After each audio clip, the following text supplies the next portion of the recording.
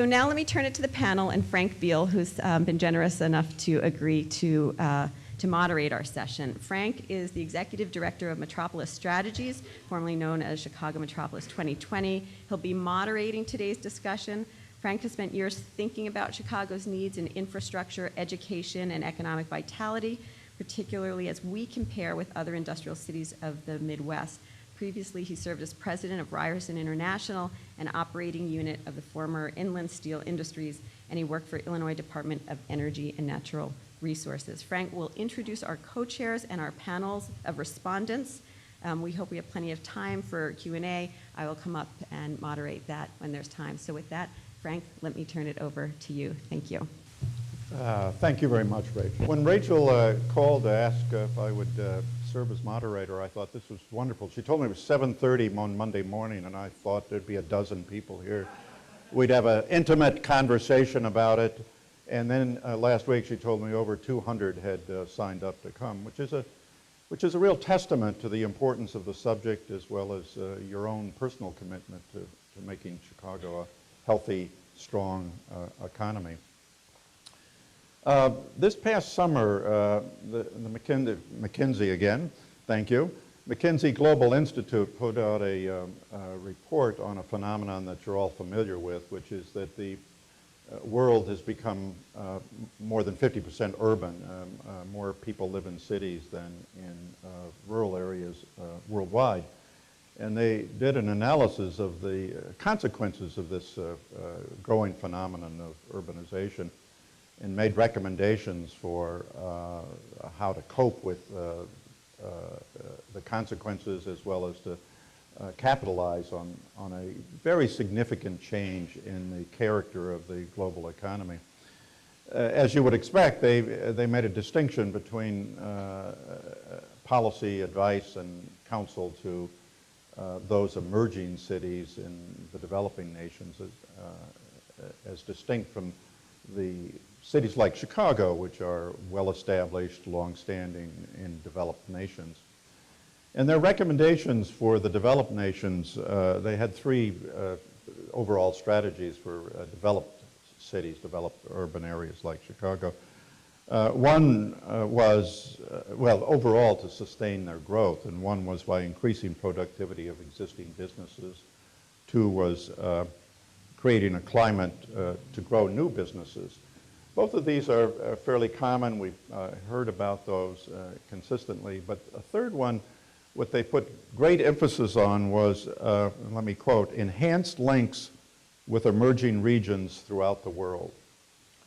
Their point here is that a $100 million investment, let's say, from a firm out of New York is different than a $100 million investment from a firm out of New Delhi.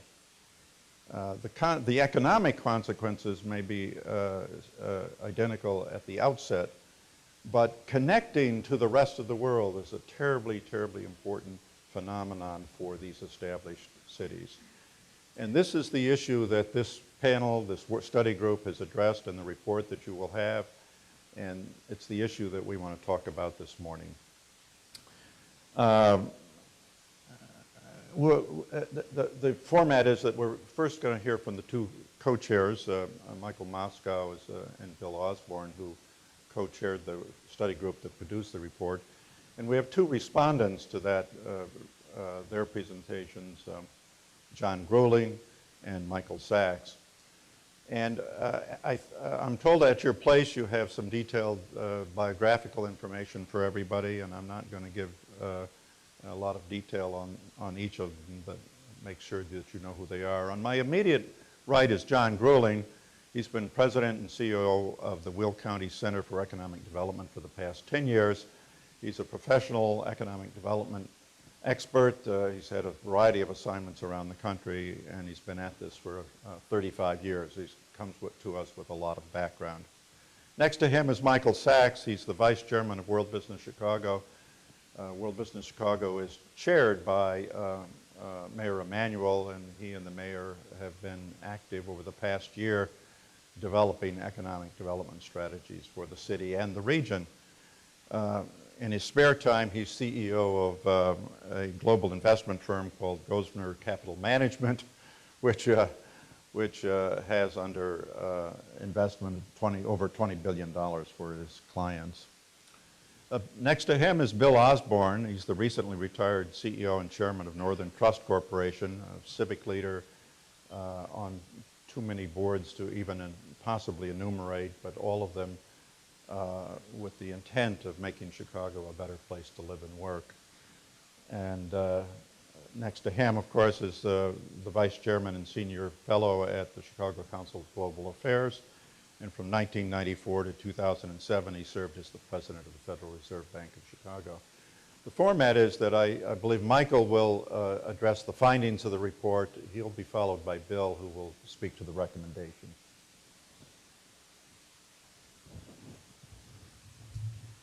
Thank you. Thank you, Frank, and thank everyone for joining us today. As Frank mentioned, I'll talk about the background of the study, why foreign direct investment is important, the advantages, the strengths that Chicago has for attracting FDI, and the obstacles that we face as well. And then Bill will focus on the task force recommendations. I too, along with Rachel, and want to thank the members of the task force for their hard work on this project. It was a very good group, and I think that the recommendations and the analysis has turned out quite well. So although Chicago is a leading global city, over the past decade, our economic performance has begun to lag behind competitors. We have a solid foundation, but our momentum is faltering. And we must find creative new ways to attract investments, and we believe, the task force believes, that there is a lot of potential, significant potential, in foreign direct investment. So let me mention two key definitions before we go on. First of all, when we talk about Chicago, we're talking about the metropolitan area, not the city of Chicago. The metropolitan area, that's the 7-county metropolitan area, Cook, DuPage, Kane, Kendall, Lake, McHenry, and Will counties, the total population of 8.6 million people. The second is when we talk about foreign direct investment, we're defining it as investments made by foreign entities in U.S. businesses and organizations that create long-term value, new long-term value. So if a foreign firm comes in and buys an existing business in the Chicago region, that's not foreign direct investment. It's got to make investments here. It's got to be new investments that create long-term value. So why is it important? Well, we believe that attracting more FDI to Chicago would deliver substantial economic benefits, both in terms of job creation and economic growth. Currently, Chicago is home to more than 1,500 foreign-owned companies. And these businesses are vital contributors to our economy in this region. We have a stock of cumulative FDI of $40 billion. These firms employ approximately 200,000 people in the metropolitan area. Their salaries are significantly higher than the average salaries paid in the Chicago metro area as well. And the presence of these foreign-owned companies has helped to make Chicago a truly diverse cosmopolitan urban center and can serve as a strong foundation for drawing more foreign executives to the regions. And these types of investments create long-term value, and the benefits accrue well into the future. Now, looking at other cities, few cities in the United States have been successful in mounting major efforts to attract FDI. We believe there's still time, we believe there's a lot of competition here. Cities such as Dallas and Atlanta are already engaged in aggressive campaigns to attract FDI, but we believe that there's still time to establish the city as an important gateway for foreign companies to the North American market. So just a few background facts. Among the 20 largest U.S. cities, Chicago is now number 3, the third leading recipient of FDI in the United States. We follow New York City and Houston. Second, as to the sources of FDI, just 10 countries, all developed nations, account for 83% of the greenfield investments in this area in that period. And by the way, Frank mentioned the emerging markets. We are not getting FDI from emerging markets, not just in the Chicago region, but throughout the United States as well. So it's not China, it's not India, it's the developed nations. And third, similar to other cities, the FDI in Chicago is distributed across many industries with no clear concentrations. So let me turn now to the advantages that we have as a region for attracting FDI, and then I'll focus on the obstacles. So I'll mention 5 advantages. Number 1, we have mature professional and business services here. Our finance and business services sector is about $110 billion in gross regional product, makes it the largest sector in our region by a wide margin. In addition, we have a very strong cluster of consulting firms, accounting firms, law firms, advertising firms, firms that are very important to support the strategies for growth and operation of businesses. So it's an attractive area for firms to locate here to take advantage of these services. Second, we're a major commercial hub. We're a center of commerce. We account for 50% of all rail traffic in the United States. We have the largest container port in the United States as well. We have the transportation infrastructure here as well. We have the airports and we have the intermodal systems, and that means that goods that are manufactured here can be transported efficiently throughout the United States, or goods that are shipped into this region can be transported out of this region efficiently. And third, let's talk about the quality of life.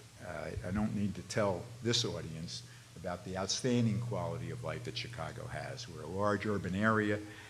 People who come here are often impressed with the beauty of our architecture, the lakefront, our cultural activities, and so on. So the reason this is important is because it makes it a place that people want to live, and it's a magnet for attracting top talent.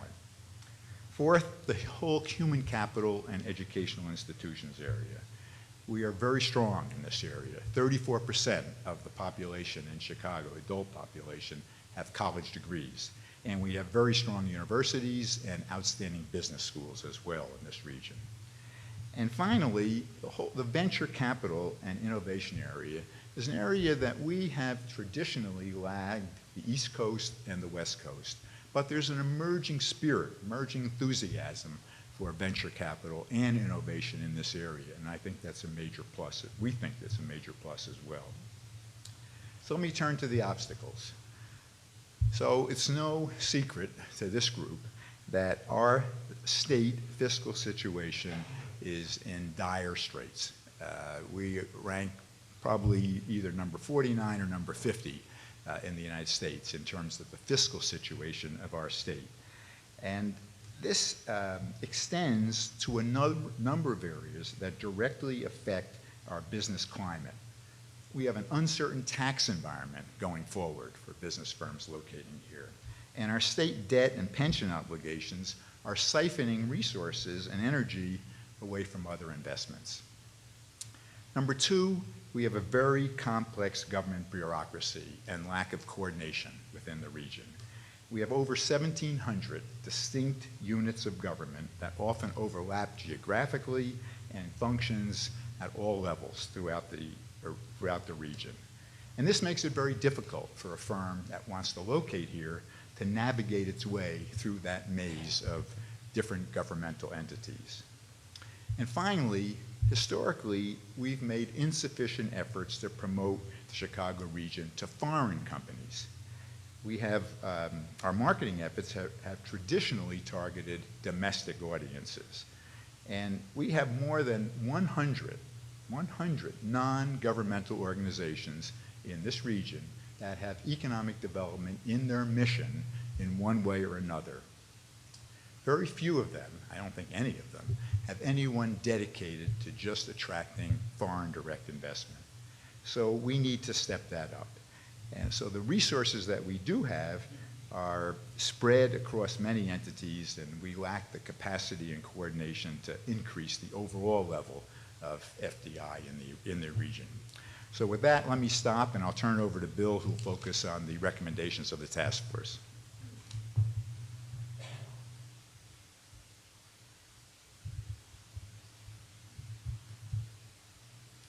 Thank you, Michael. I also want to thank the study group and particularly Virginia and the work that McKinsey did and Scott in terms of being able to pull it together.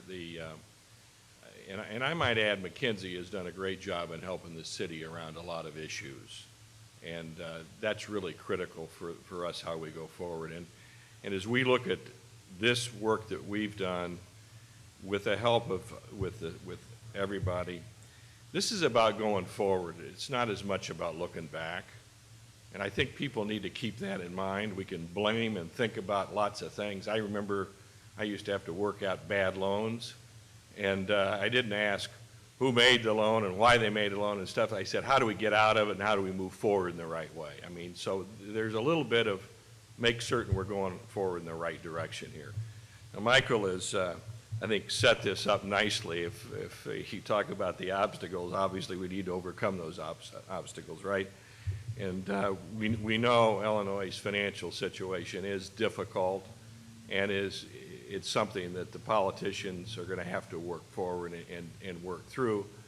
But again, I think we have shown that the strengths of the region really can overcome that. And we've had that situation where we've had a number of major wins with organizations both from within the U.S. and outside the U.S. moving to Chicago recently. So there's a mindset here that we really need to get behind, and that is we can do it. So let me I'll talk about this from the context of some specifics, but I'll give you some really kind of words to think about and as we go through this. And I might add that we did look at other cities, as Michael said, that have done a great job here. Singapore, outside the U.S. in particular, where we think they've done a much better job. Toronto has done a fabulous job.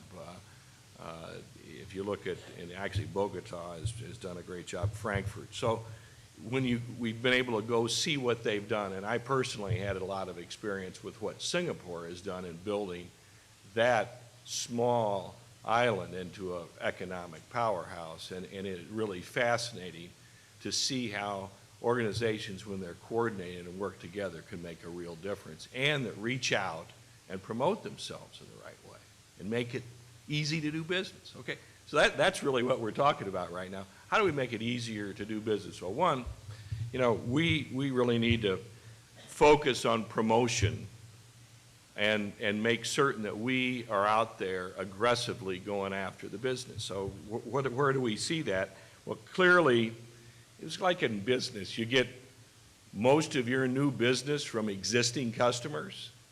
This is the same theory. We have right now 1,500 companies they're based, they're international companies that have offices and operations in the Chicago area.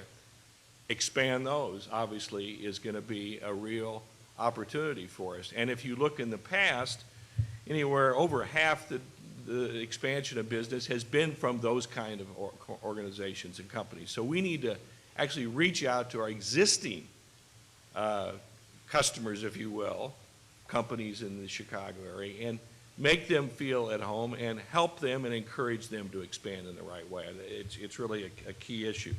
Secondly, and it's natural, the Asian companies tend to come into the West Coast, European comes into the East Coast. And here we are, right smack in the middle. And we need to target those where we can be most effective, where we can use those advantages that Michael talked about and go out and encourage them to expand their business and operations and come to the Chicago area, the regional area, which we think is critical. And then we need to target certain specific industries. And again, Michael talked about that. Finance and business services, advanced manufacturing, which means really not as much where it has high labor content, but high automation, and we can do an effective job there. Healthcare, which we already have a significant presence in, transportation and logistics and information technology. And then we need to, while we don't have, and there isn't a lot of business, as Michael said, from India and China coming right now, we need to say that's where the puck was. Where's the puck going? And how do we get there and advance and establish, you know, those relationships and promote Chicago in the right way, and use the sister city programs and things that the Mayor Daley had started and the relationships we have over in China, and really be able to promote China and India and be able to get business there over the long run. So there's a lot of planting seeds, if you will, that need to be done. So what do we want to do to make that happen? Well, in business, there's a word called accountability. And many of us have had in our business life where 10 people feel accountable for something, but then it never gets done, right? I mean, it just kind of falls apart because nobody has the responsibility to make it happen. So we want to have a person that would be endorsed by the mayor and obviously have the ability to work broadly within the region and really make this happen, to be the person that would be accountable for pushing forward the coordination and the activity to really be able to bring this home. I mean, and it's going to probably be somebody that has experience in those markets around the world, that has a reputation that they can you know, make inroads in the right way and make those kind of relationships. And those, again, many of us that have been around, it is about relationships that are critical. And particularly you get into Asia and the Middle East, and boy, that's where those relationships are key drivers to decisions. And so that's why we want someone who really can carry the Chicago metropolitan area banner in the right way and make those things happen. We also need to have a regional mindset here. We talked about that at the beginning. People are going to want to say, is this about Chicago, the city? It is, but it isn't. It's about the region. The advantages are, if you get the region growing, we're all better off. And there are natural capabilities that exist outside of the city and some that exist within the city. And we need to make certain that we're all working together around this. So that individual that's responsible is going to have to be able to work very effectively within the region. And that really is necessary to make this come together in the right way. This is a passion of mine. I don't think while one person leads it, one person can make it happen. So it's up to those that are based here in the Chicago area, that are traveling everywhere, to promote. I'll give you an example. We took the Chicago Symphony over to Russia and to Italy, but in Russia, we paired with the symphony with what we were doing there, and the maestro, we went at a press conference with the business community promoting Chicago. It's a great cultural place to come, a great business place to come, and connect that. And we need to think about all the time the kind of connections all the different organizations we have here have with the rest of the world, and make certain people feel, you know, involved in this and want to make it happen. The reason businesses invest in this community and reach out and help our whether it's our schools or our cultural organizations, because we want this to be a better place for our kids to grow up.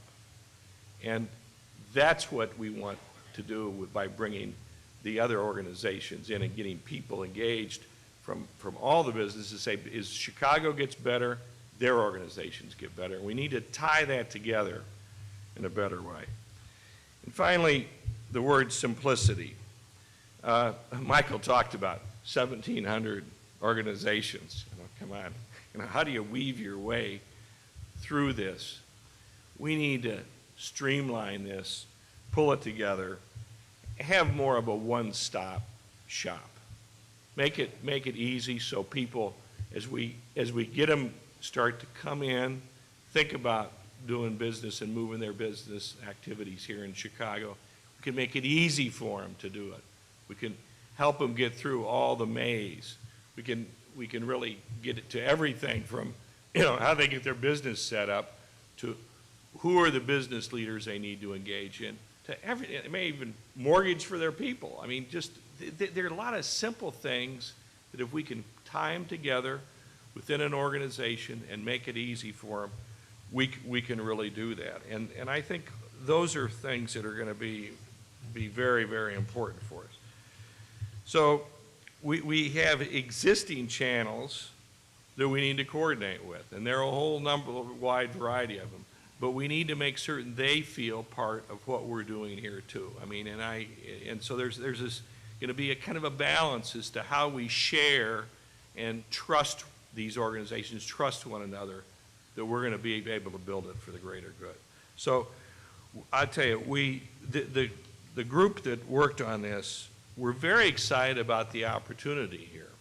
And you all ought to be excited too, because in the end, this is about this whole region, and actually this state too, is how we can make it all better and help get through some of the problems that we face here. So with that, I'll stop carrying on here, and Frank, turn it back to you.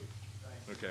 Thank you, Bill, and thank you, Michael, for presenting this highlights of this report. I want to turn to Michael Sachs. The report provides a recommendation that World Business Chicago take on a lead responsibility with, in terms of the organizational side of directing this effort toward more foreign direct investment for Metropolitan Chicago.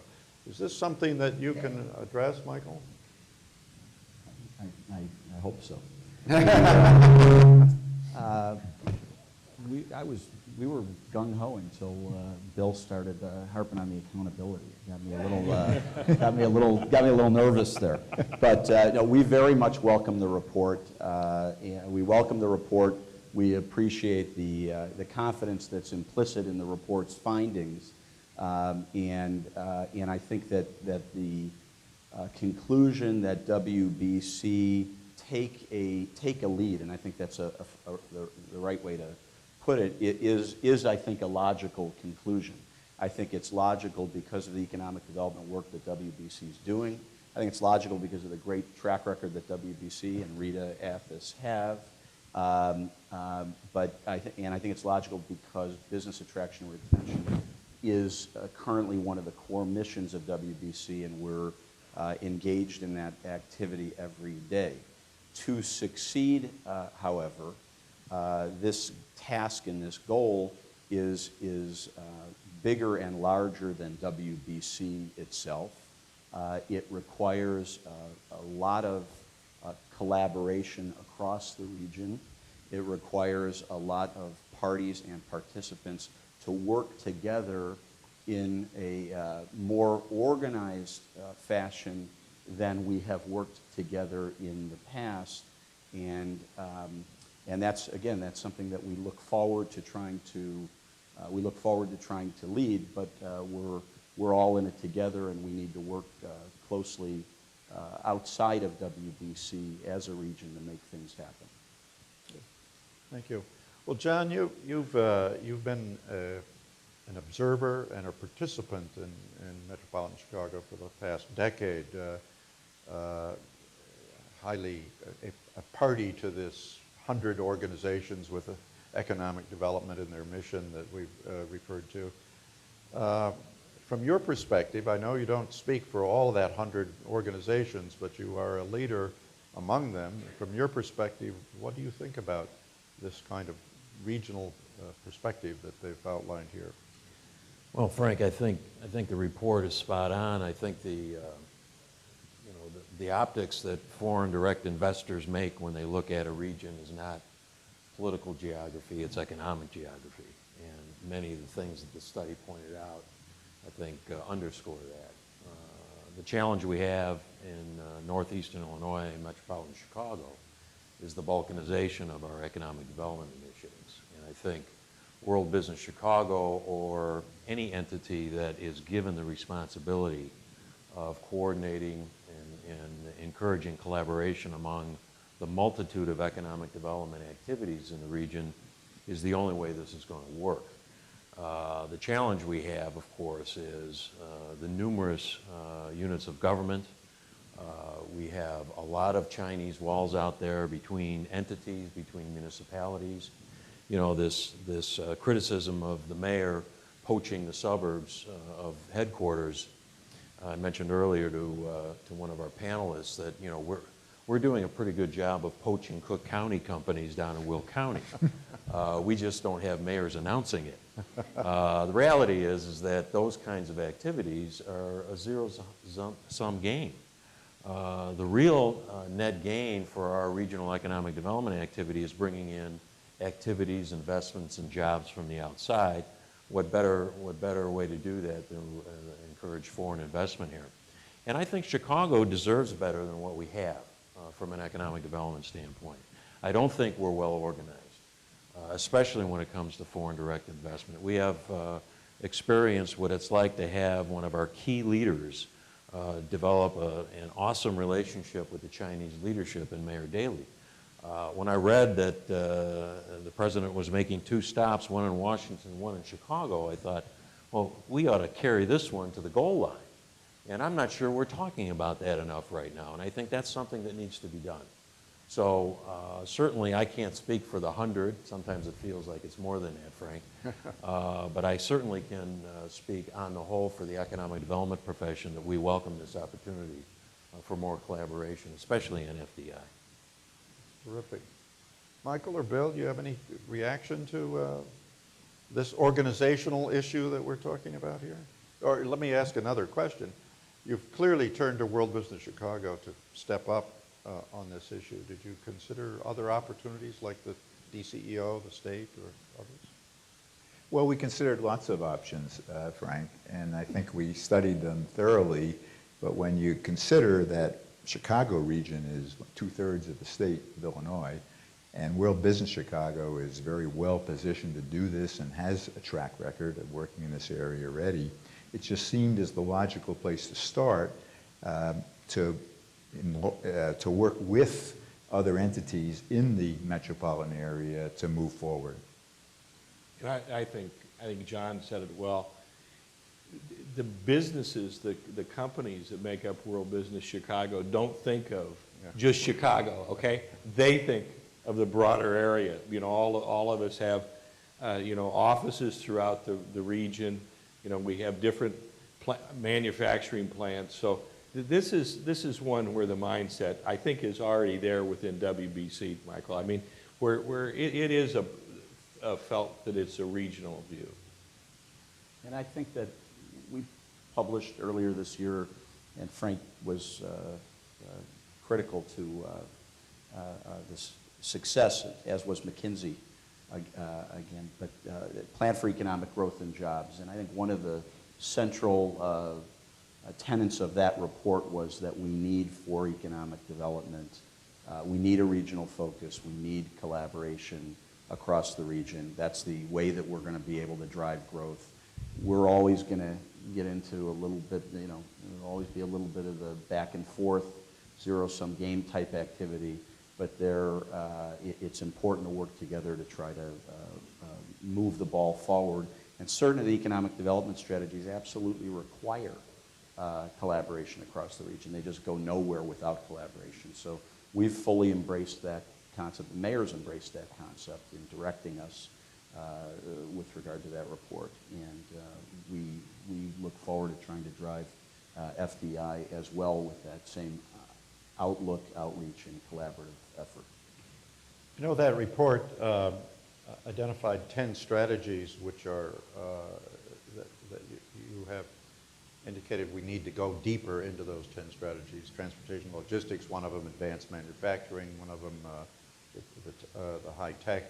I think with the exception of healthcare, the 5 sectors that were identified in this report are parallel to the 10 strategies that you have identified in that report.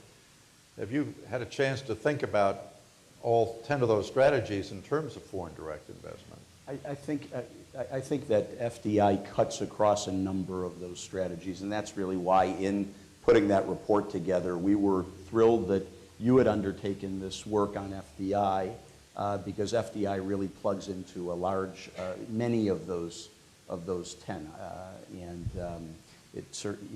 So it's a good like I fit. said, it's a very good fit. This report dovetails very nicely with the WBC report and the idea that we're all sort of, coming together, getting organized, facing off in the same direction. Hopefully, it can be very powerful for the region. Because it's not surprising, there's an interlocking board of directors. Your study group in the world is in Chicago, so. Right, there's overlap. Indeed, indeed. Is it the usual suspects? Well, John, I know you, one of the major focal points for Will County is the transportation and logistics, and you've done a lot down there to elevate that as a part of the economy of Will County. How do you see the recommendations in this report affecting your work in Will County? Well, Frank, I think it just enhances what we're trying to do. And I think that the regional approach to any of these sectors that we choose to pursue from a foreign direct investment opportunity, the Chicago area is so vast in terms of its assets, its attributes, its business makeup, its workforce, that if there's an opportunity to promote healthcare, life sciences, we have a place for that. If it's transportation and logistics, we have multiple places for that. Advanced manufacturing, food processing.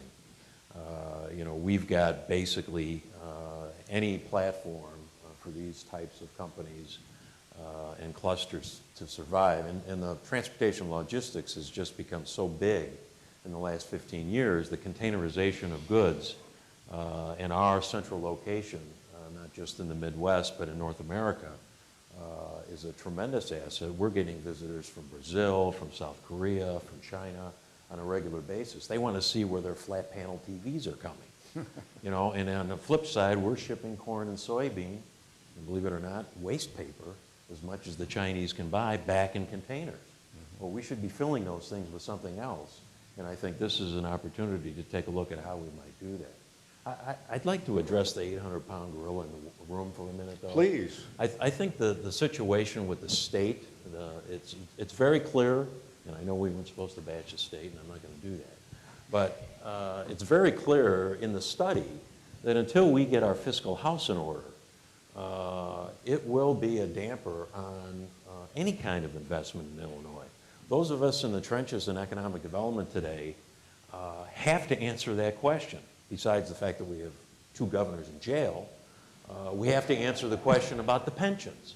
And we have to ask about the imbalanced budget. And what about the infrastructure? And I think this inability, not just to pay the bill tonight and be done with it by tomorrow, it's the inability to put a plan out there to show very high level, very sophisticated business investors that we're going to fix this over time. And yeah, it might take 20 years.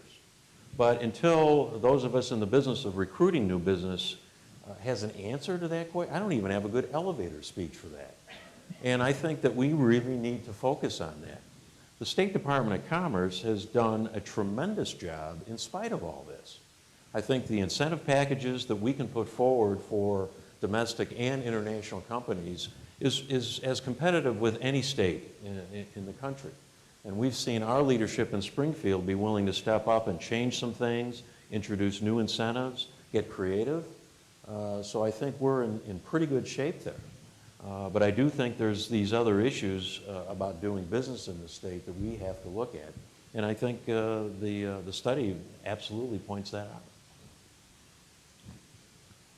I'm sure that occasioned a lot of discussion among your group. And I note that you say you raise it, address it aggressively, and say that this report is not designed to solve that problem. When's the study group coming on that'll solve that problem? Well, we have a lot of groups working on that. Obviously, Yeah. the Civic Committee, Civic the Commercial Committee, Club sure. has this as one of its highest priorities, and I agree with John. We have got to address this issue. This is crucial to the future of our state and our metropolitan area. And the longer it takes, the worse it gets. Well, I'll take it.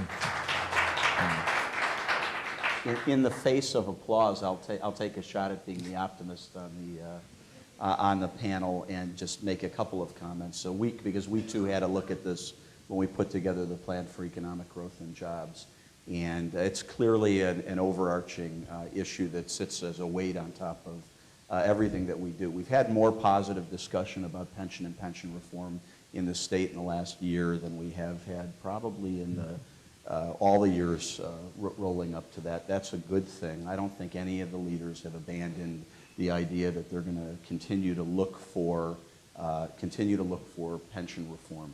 And I think that the uncertainty of the pension liabilities with regard to future tax regimes does weigh on our efforts to attract and retain business. That said, we are a pretty competitive place to do business today with our current cost structure, including our current tax structure. Taxes are one decision that one factor businesses look at when they're thinking about locating, but all the other factors where we are so strong and we are so competitive and we excel, our human capital, our transportation and logistics, our overall cost structure in light of the taxes, the critical nexus of business services and headquarters that we have here today. These are very powerful factors, and we have been able to compete and win despite the fact that we've got a fiscal problem that we all know about, that we're all focused on, and that we're all trying to drive forward. And so my view is we've been competing and winning despite that. We get that fixed or make some progress on that, we can really compete and win aggressively. And if we can pull ourselves together in that process, get organized and get professional, we can be quite the economic success story here. So I'm optimistic. This is important work, and it's important we come together to do it. But we can't afford to talk only about our problems and only about Springfield. We need to drive forward and succeed. So.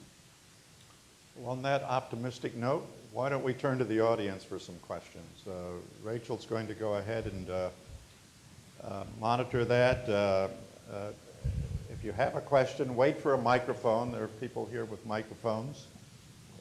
Please stand and say your name and a brief question.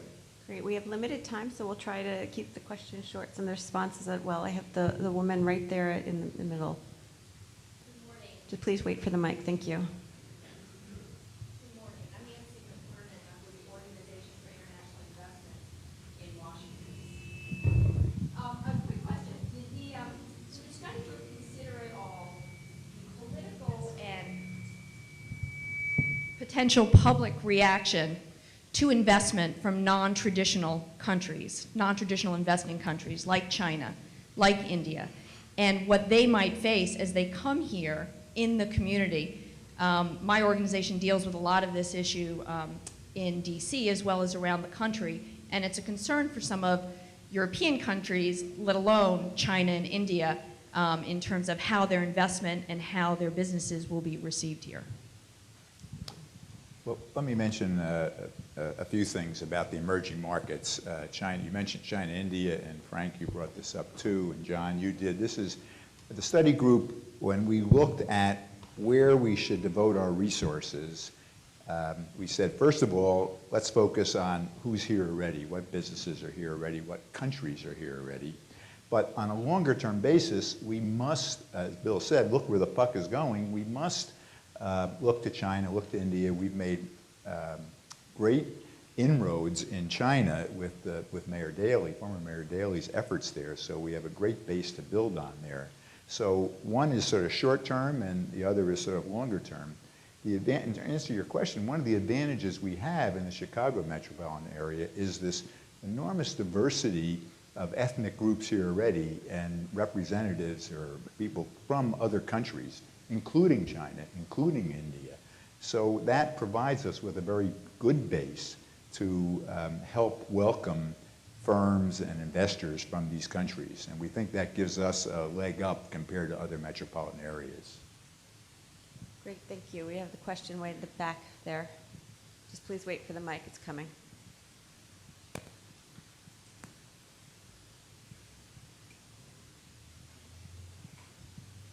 Hi, my name is Kenneth Newman. I'd like to turn this in another direction. I happen to be involved in soccer. I've worked internationally in soccer, and when Chicago respects soccer, this place will become a global city. I'm talking about a $100 million investment in fields and in stadiums.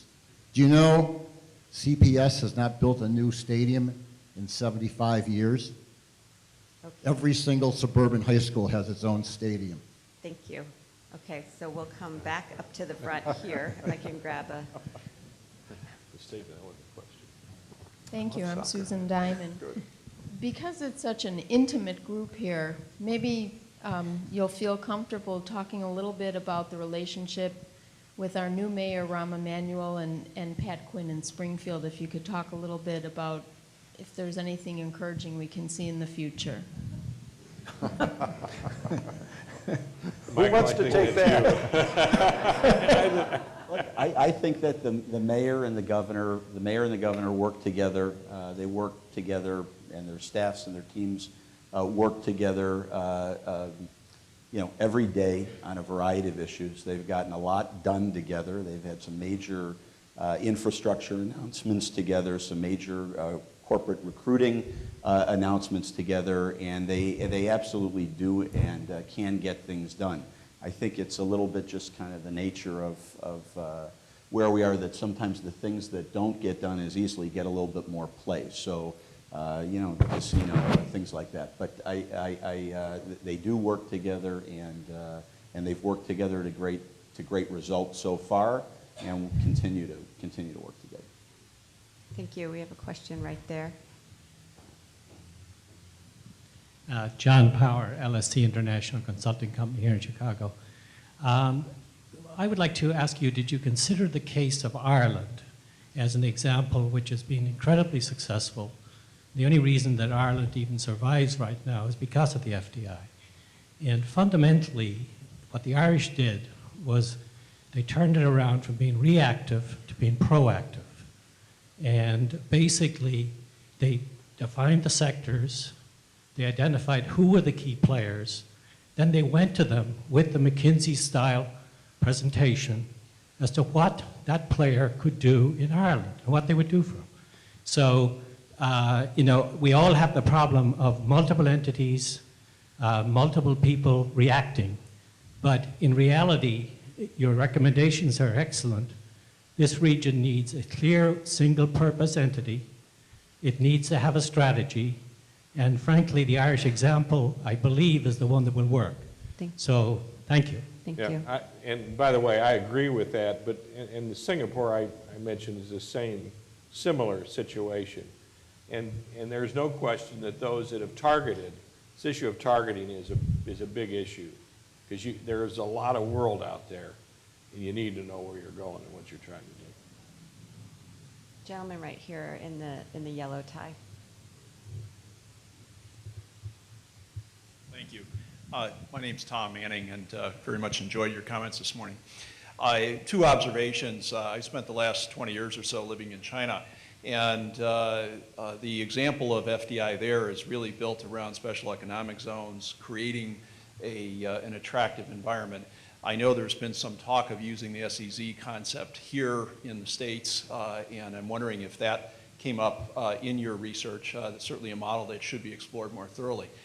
Secondly, with regard to the notion of creating a statewide or perhaps even Midwest-wide coordinating organization, my sense is that's attractive in certain ways, but there could be a lot of time and resources expended in trying to foster that degree of collaboration, in contrast to taking perhaps a top 100 target model where a rifle shot approach is organized and the existing foreign companies who are here now are approached, their plans are obtained, there's a matching process, much like the gentleman who referred to Ireland indicated earlier. So it would seem to me that target 100 approach might actually be an alternative, or at least a mechanism. And maybe there's a balancing, 70% effort on that, 30% on the broader effort. Again, I think if you look at the full study, that targeting is fundamental to it. No question. Tyler, right there, the gentleman. Yep. First of all, we appreciate you guys coming. On behalf of College and Page, my name is Michael Batson, the president of the Entrepreneurship Club that we just started this year. And two quick questions I had. Can you just talk into the mic a little closer? Thank you. Sorry, thank you. Two quick questions I had was, from a college level, how can we be an asset to you guys on getting this, on promoting this initiative on a college level in terms of, are there organizations available that we can volunteer or help in that sense? And my second question would be, what are some key incentives in regards to attracting more FDI investments here in reference to your report? I'll take the first. And we're looking for people all the time to help, and it's a range of activities from, fully substantive internships, doing real research work that helps drive all of the economic development activities at WBC, to volunteering for different engagement and outreach efforts, like the NATO summit, where we had a large number of college volunteers. So reaching out to WBC and looking for those places to plug in is something I would recommend, and there are absolutely opportunities for college kids to help and be part of this effort.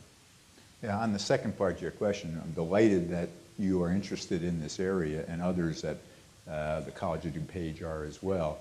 So there are different types of incentives at the state level and the city level and other county level that can be provided to firms.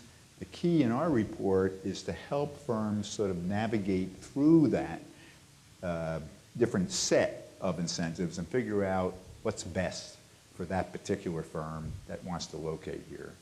Thank you for your interest. Great, thank you. There was a question right here, please. Just wait for the mic. There it is. Thank you. My question was almost covered by the colleague to my right, but I will make it a little more specific. John Calares is the name, 33-year professor with Keller Graduate School of Management and founder of a global company on training, having been in 12 countries. Question, what specific role do you see academic institutions playing in this journey? Thank you. Well, personally, I think that our academic institutions are one of the key reasons to attract organizations here to the Chicago area, because of people don't realize this, we have two major research universities here in Chicago, which is unusual to have two of them in one city.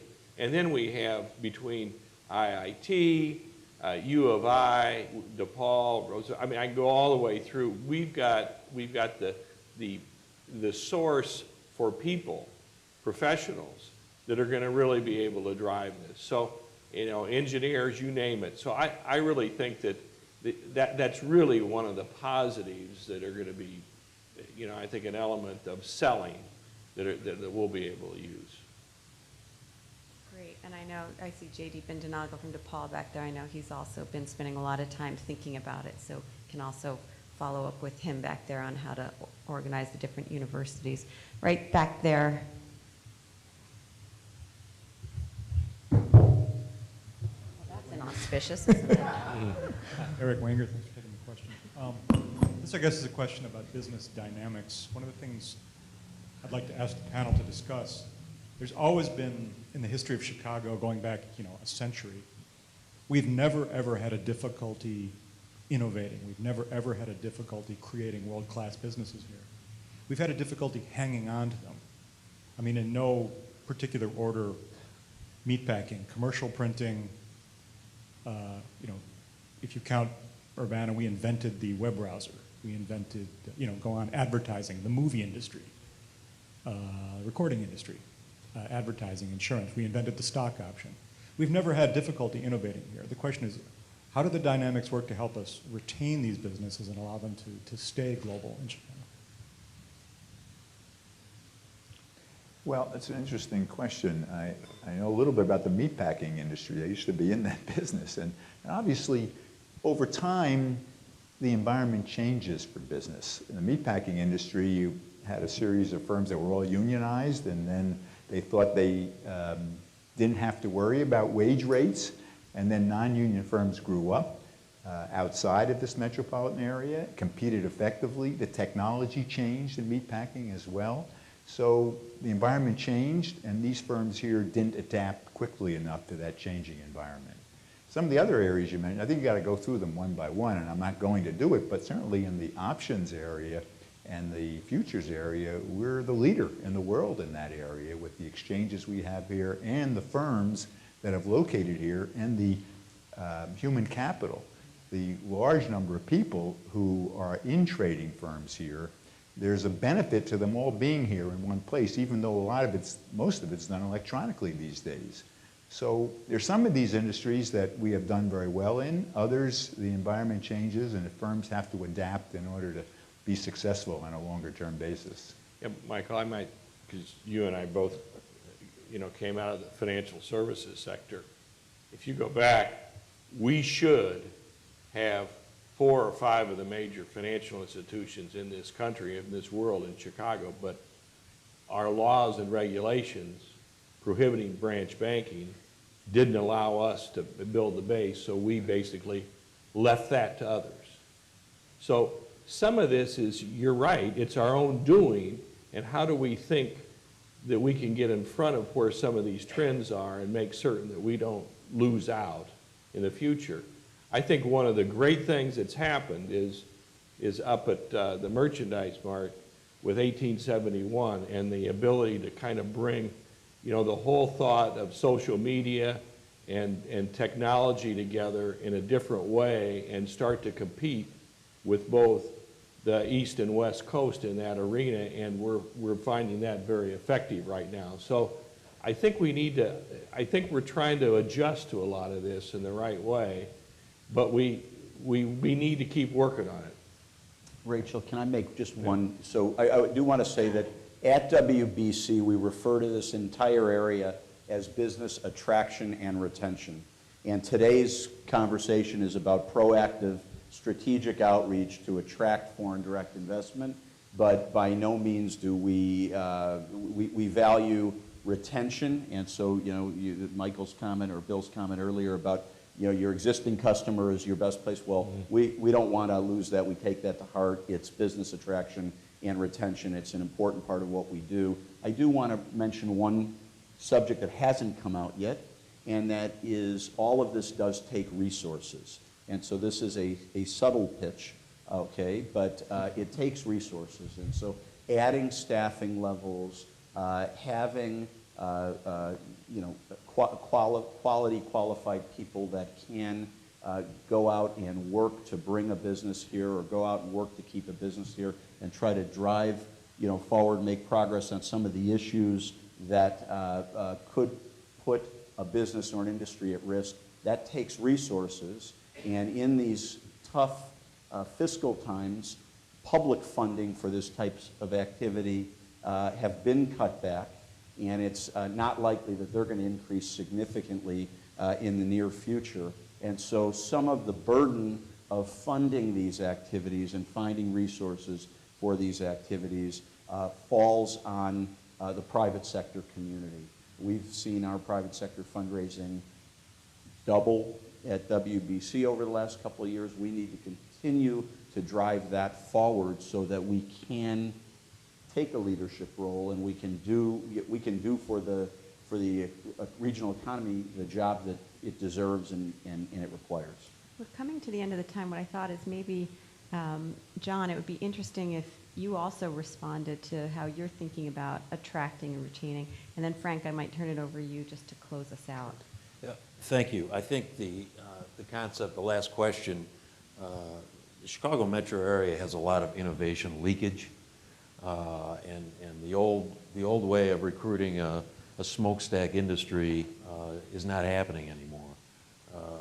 A lot of those industries have emerged as very high technology, and they are going where, especially if they have a lot of employees, where the labor is cheaper. But, you know, with national labs here, with a lot of R&D going on in the Chicago area, when you bring that next best project to the market, the last thing we want to do is see this thing go to another state, go to the coast. So our infrastructure for supporting new business formation is key, and I think that will be attractive to foreign investors as well. If we have the infrastructure in place to finance new R&D and then move it into commercialization through production or some sort of a service or technology, that's just another arrow in our quiver and when we go out and try to attract these foreign investors. Speaking to the last comment, it raises another characteristic of the Chicago economy, which has always been touted as both a benefit and a negative. And it's an extraordinarily diverse economy. People don't think of it as a single kind of an economy like other great metropolitan areas are. And that diversity is a benefit since we don't have all our eggs in one basket. But it also may mask some of the very strong features of the economy that have been identified here already. For example, in transportation and logistics, it's an old business, and we're very dominant in that business.